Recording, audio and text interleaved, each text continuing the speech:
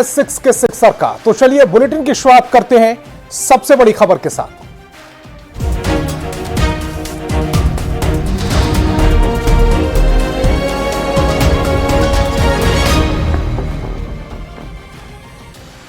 तो झारखंड में पहले चरण की वोटिंग खत्म हो चुकी है। पहले चरण में 15 जिलों की 43 सीटों पर वोटिंग हुई। 950 बूथ पर शाम 4 बजे तक वोटिंग हुई। शाम 5 बजे तक 64.86% मतदान हुआ है। खरसावा में सबसे ज्यादा 77.32% वोटिंग हुई है। तो बड़ी खबर आपको बता रहे हैं, झारखंड विधानसभा चुनाव से जुड़ी इस वक्त की बड़ी खबर।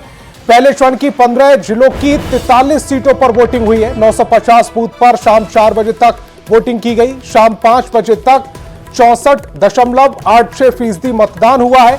खरसावा में सबसे ज्यादा 77.32% वोटिंग हुई है। तो झारखंड विधानसभा चुनाव से जुड़ी इस वक्त की बड़ी खबर आपको बता रहे हैं।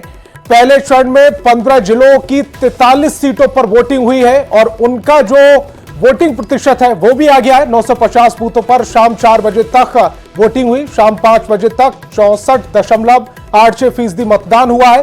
खरसावा में सबसे ज्यादा 77.32% वोटिंग हुई है।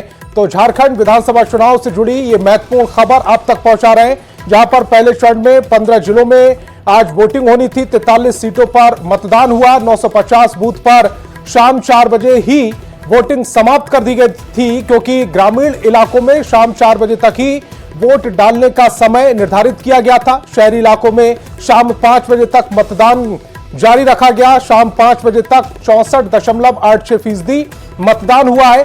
खरसावा की बात करें तो सबसे ज्यादा 77.32% वोटिंग हुई है। निरंजन हमारे संवाददाता ज्यादा जानकारी के साथ जुड़ रहे हैं। निरंजन, खरसावा सबसे आगे रहा है 77.32% वोटिंग, लेकिन शाम 5 बजे तक का जो आंकड़ा आया है उसमें तकरीबन 65% मतदान हुआ है। बिल्कुल सही कहा आपने। जिस तरह से कोल्हान में खरसावा विधानसभा जो सबसे चर्चित विधानसभा है झारखंड में 81 विधानसभाओं से, वहां सबसे ज्यादा मतदान का फीसदी हुआ। उसके बाद आप देखें जो झारखंड और बंगाल का जो बॉर्डर इलाका है बरागोरा, वहां भी सबसे ज्यादा मतदान का फीसदी हुआ है। लेकिन अगर हम शहरी क्षेत्र की बात करें तो जमशेदपुर का दोनों जो विधानसभा क्षेत्र है, ईस्ट और वेस्ट, और रांची यानी राजधानी रांची में वोट का प्रतिशत काफी कम हुआ। ये चौंकाने वाली बात है। हालांकि 2019 की अगर हम तुलना करें तो निश्चित तौर पर वहां भी परसेंटेज की कम रही है। लेकिन जैसे जैसे 5 बजे का मतदान संपन्न होने की समय बढ़ती जा रही थी, लोगों में रुझान बढ़ता जा रहा था। लेकिन अगर हम बात करें अंतिम जो रुझान पूरी तरह से जो आने वाले हैं वो 7:30 बजे तक आ जाएगा, क्योंकि अभी भी कुछ बूथों पर लंबी कतारें देखी जा रही है और उसके बाद ही कहीं ना कहीं इसके बाद ही पूरी तरह से पता चलेगा। लेकिन अगर हम 2019 की बात करें, 5 साल पहले जाएं, और 2024 यानी 5 साल के बाद जो मतदान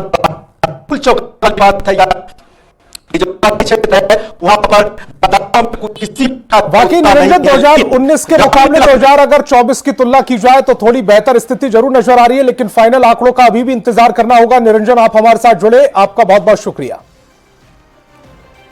और बिहार की 4 विधानसभा सीटों पर उपचुनाव हुआ। बेलागंज, इमामगंज, तरारी और रामगढ़ सीट पर मतदान संपन्न हो गया है। शाम 6 बजे तक यहां पर वोट डाले गए हैं। जो लोग अभी भी कतार में लगे हैं उनके वोट अभी भी डलवाए जाएंगे, लेकिन शाम 6 बजे तक का यह समय था। बिहार की 4 विधानसभा सीटों पर उपचुनाव से जुड़ी इस वक्त की बड़ी खबर आपको बता रहे। बेलागंज, इमामगंज, तरारी और रामगढ़ सीट पर मतदान संपन्न हो गया है। शाम 6 बजे तक ही वोट डालने का समय निश्चित किया गया था और घड़ी में शाम के 6 बज चुके हैं।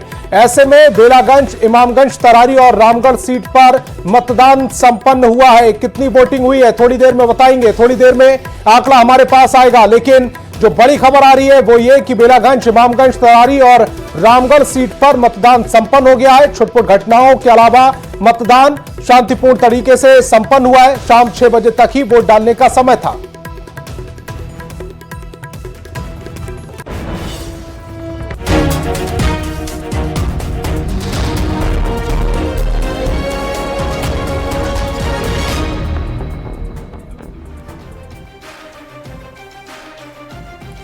और बिहार उपचुनाव के साथ झारखंड चुनाव में तेजस्वी यादव ने जीत का दावा किया है। तेजस्वी यादव ने कहा है कि जनता का भरोसा एनडीए से उठ चुका है।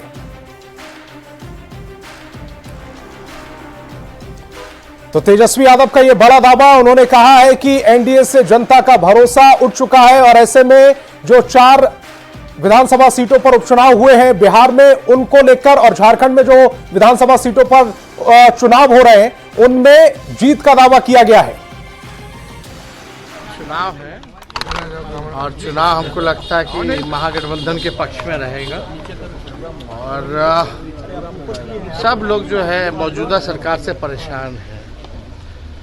जिस तरीके से अपराध बढ़ रहा है, भ्रष्टाचार बढ़ रहा है, बिजली के बिल से लोग परेशान है, मीटर से परेशान है, सर्वे जो हो रहा है लैंड का उससे परेशान है। सरकार नाम की कोई चीज़ बिहार में है ही नहीं।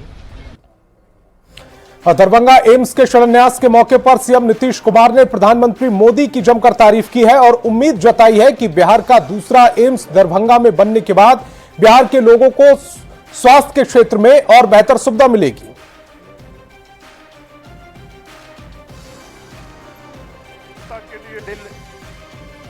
तो नीतीश कुमार ने यह जमकर तारीफ की है प्रधानमंत्री नरेंद्र मोदी की और उम्मीद जताई है कि बिहार का दूसरा एम्स जो दरभंगा में बन रहा है उसको लेकर अब बिहार के लोगों को स्वास्थ्य के क्षेत्र में बेहतर और सुविधा मिलेंगी।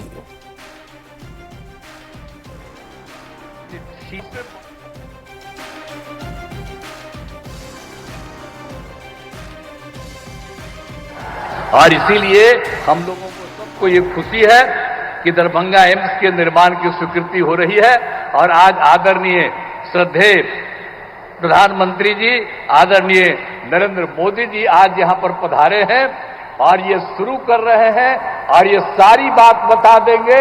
तो आप समझ लीजिए कि हम लोग जो सोचते हैं उससे भी ज्यादा बढ़िया ये बनाएंगे, ये हमको मालूम है। प्रधानमंत्री मोदी ने कार्यक्रम में सीएम नीतीश की जमकर तारीफ की है। प्रधानमंत्री ने कहा कि पहले की सरकार में लोग परेशान थे, लेकिन सीएम नीतीश के आने के बाद से सरकार के प्रति लोगों का नजरिया बदल रहा है और उसी का नतीजा है कि सरकार में बेहतर काम हो रहे हैं।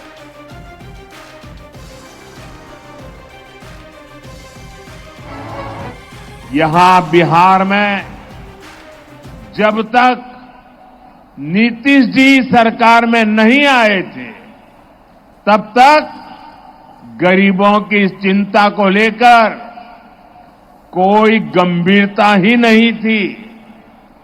गरीब के पास चुपचाप बीमारी सहने के अलावा और कोई चारा नहीं था। ऐसी स्थिति में हमारा देश कैसे आगे बढ़ता? इसलिए पुरानी सोच और अप्रोच दोनों बदला। दरभंगा में एम्स के शिलान्यास कार्यक्रम में प्रधानमंत्री ने मिथिला की जमकर तारीफ की है। प्रधानमंत्री ने कहा कि मिथिलांचल में एक कहावत कही जाती है, पग पग पोखर माछ मखान, मधुर बोल मुस्की मुख पान। माछ और मखान के रूप में मिथिला की अपनी एक अलग पहचान रही है। में कहा जाता है पग पग पोखरी माछ मखान, मधुर बोल मुस्की मुख पान। इस क्षेत्र के किसानों, मखाना उत्पादकों और मछली पालकों का हित भी हमारी सरकार की सर्वोच्च प्राथमिकता है। दरभंगा में एम्स के शिलान्यास कार्यक्रम के दौरान प्रधानमंत्री मोदी और सीएम नीतीश कुमार की स्पेशल बॉन्डिंग दिखी है। सीएम नीतीश ने मंच पर पहुंचते ही प्रधानमंत्री नरेंद्र मोदी का झुककर अभिवादन किया।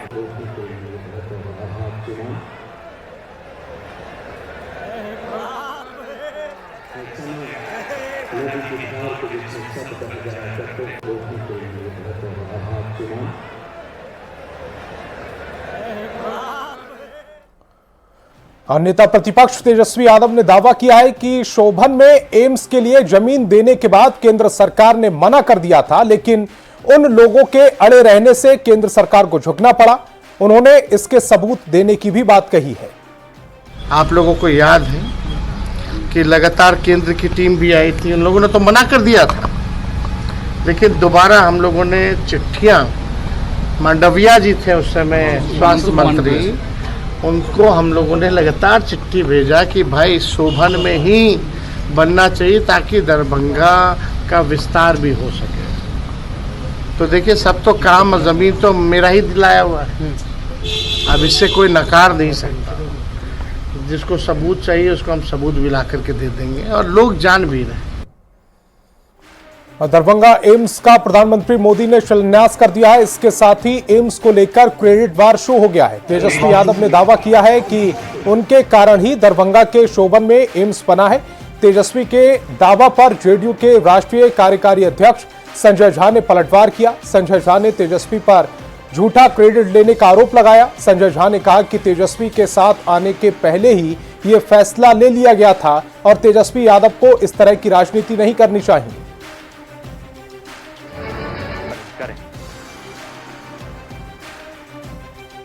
नरेंद्र मोदी ने मुख्यमंत्री नीतीश कुमार के साथ दरभंगा एम्स का शिलान्यास कर दिया। हमारे साथ जेडीयू के राष्ट्रीय कार्यकारी अध्यक्ष संजय झा हैं। सर, तेजस्वी यादव ने कहा है कि उनके रहते ये फैसला लिया गया था कि दरभंगा में एम्स बनेगा। उन्होंने एक तरीके से क्रेडिट ली है। उनका क्या रोल है भाई?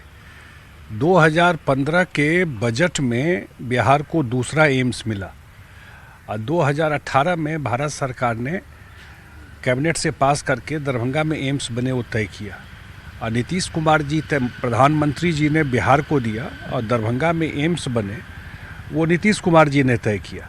यहाँ से पूरी टीम गई और तय हुआ कि दरभंगा में एम्स बनना चाहिए, सबसे पुराना मेडिकल कॉलेज है। और 2023 में समाधान यात्रा जब कर रहे थे मुख्यमंत्री जी, उस समय जहाँ आज कार्यक्रम हुआ है उस स्पॉट पे गए और उन्होंने वहाँ स्पॉट पे तय किया। वो तो थे भी नहीं वहाँ। उन्होंने कहा सर, ये भी कहा है कि उनके रहते ही जमीन दी गई। उन्होंने जमीन दिया। कौन जमीन दिया? वो क्या है? मुख्यमंत्री तय किए ना। मैं तो बता रहा हूँ कि मुख्यमंत्री स्पॉट पे गए। आप लोग भी को ध्यान होगा, वो यात्रा में जाकर के स्पॉट पे देखे। दरभंगा तो तय पहले से था। दरभंगा में ये था कि कहाँ बनना है, कौन सा लोकेशन होगा, डीएमसीएच में बनना है या किसी और लोकेशन पर बनना है। उसमें तो वो तो तय एनडीए की सरकार ने और भारत सरकार आदरणीय प्रधानमंत्री नरेंद्र मोदी जी ने तय कर दिया कि बिहार को एम्स दूसरा दे रहे हैं। इसके लिए उनको प्रधानमंत्री जी का धन्यवाद करना चाहिए कि उन्होंने बिहार को एम्स दिया। और मुख्यमंत्री जी का धन्यवाद करना चाहिए कि पूरा मिथिला क्षेत्र के लिए, उत्तर बिहार के लिए उन्होंने दरभंगा में एम्स की स्थापना हो, इसका निर्णय नीतीश कुमार जी ने लिया। पटना में एम्स बना वाजपेयी जी ने बनाया और दरभंगा में एम्स बना मोदी जी ने बनवाया। तो लोग जो भी काम हो रहा है सब एनडीए में हुआ है। ये कहाँ से घुस गए हड़पने के चक्कर में? तो ये थे हमारे साथ जेडीयू के राष्ट्रीय कार्यकारी अध्यक्ष संजय झा। कैमरामैन मनीष जुनेजा के साथ आनंद अमृतराज, न्यूज 18 नेटवर्क, पटना। अब तेजस्वी यादव के दरभंगा एम्स पर दिए गए बयान पर राजनीति तेज हो गई है। बीजेपी ने भी तेजस्वी यादव पर हमला बोल दिया। बीजेपी प्रवक्ता नीरज कुमार ने एम्स का झूठा क्रेडिट लेने का तेजस्वी यादव पर आरोप लगा दिया। कोई आपको मानसिक बीमारी हो गई है क्या? हर चीज का क्रेडिट लेने की फिराक में रहते हैं।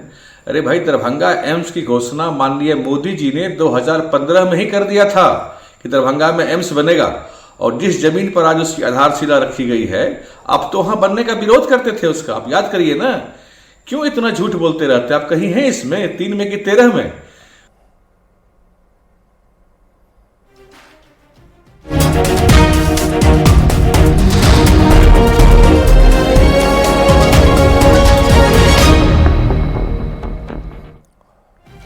और अब बात देश विदेश की करेंगे। देश विदेश में झारखंड चुनाव की बात सबसे पहले। झारखंड के देवघर में प्रधानमंत्री मोदी ने हेमंत सरकार पर करारा हमला बोला है। प्रधानमंत्री ने एक बार फिर से घुसपैठ का मुद्दा उठाया।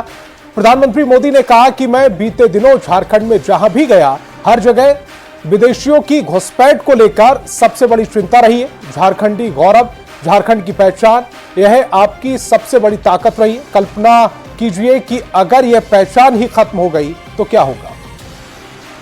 बीते दिनों झारखंड में जहां भी गया, हर जगह विदेशियों की घुसपैठ को लेकर सबसे बड़ी चिंता रही है। कल्पना करिए, अगर ये पहचान ही खत्म हो गई तो क्या होगा?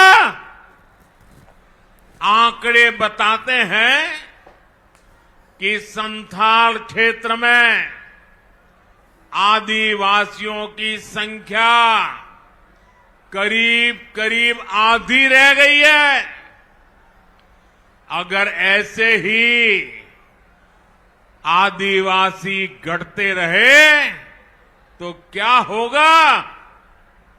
आपके जल, जंगल, जमीन, हर चीज पर दूसरों का कब्जा हो जाएगा।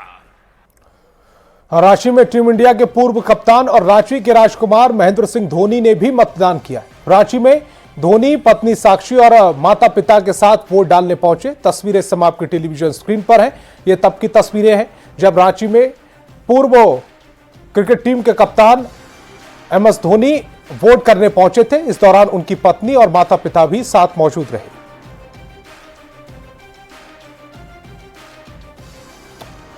अब झारखंड से महाराष्ट्र चलते हैं। महाराष्ट्र के धुले में विधानसभा चुनाव को लेकर अमित शाह ने जनसभा को संबोधित किया। इस दौरान अमित शाह कांग्रेस पर जमकर बरसे। अमित शाह ने कहा कि कुछ दिन पहले उलेमा समूह के लोग महाराष्ट्र में कांग्रेस पार्टी के अध्यक्ष से मिले और कहा कि मुसलमानों को आरक्षण देना चाहिए। अमित शाह यही नहीं रुके, उन्होंने राहुल गांधी पर भी जोरदार हमला बोला। उन्होंने कहा कि राहुल गांधी की 4 पीढ़ियां भी मुसलमानों को आरक्षण नहीं दे सकती।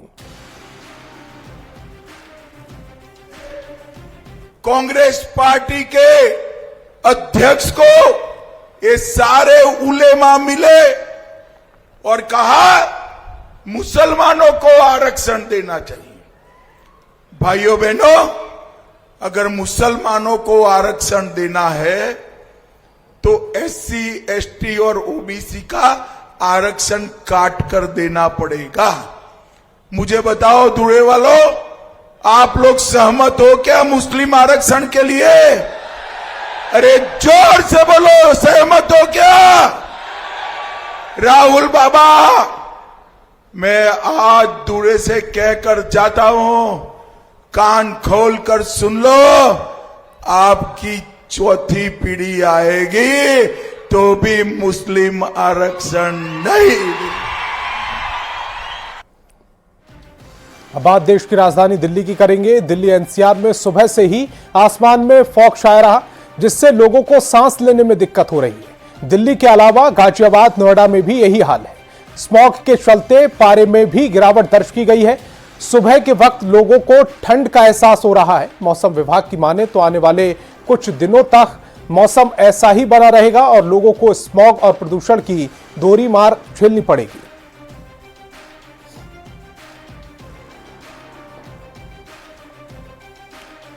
और राजस्थान के जयपुर में एक युवक ने रील बनाने के चक्कर में सारी हदें पार कर दी। अपनी कार को स्पीड से चलाते हुए रेलवे ट्रैक पर चढ़ा दिया।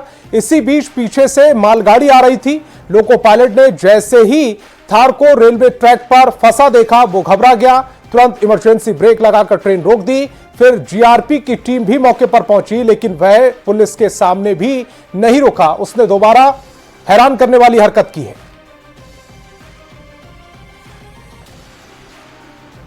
और अब बात